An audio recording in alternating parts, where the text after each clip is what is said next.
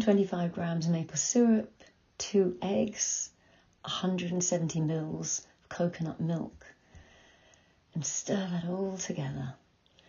Add 90 grams ground nuts, 90 grams of flour, 45 grams desiccated coconut, 1.5 teaspoons baking powder, and zest from 1 lemon. Now mix that all together carefully. Then add in really slowly some chopped up strawberries or other berries. That's about 200 grams.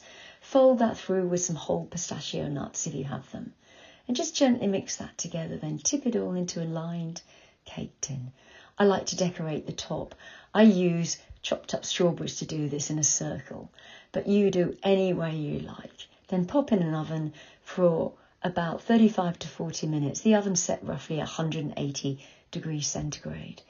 Once cooked, bring out of the oven and then take it out of the cake tin and put onto a plate or a tray or a board. And I think you're just going to absolutely love this beautiful, moist, delicious cake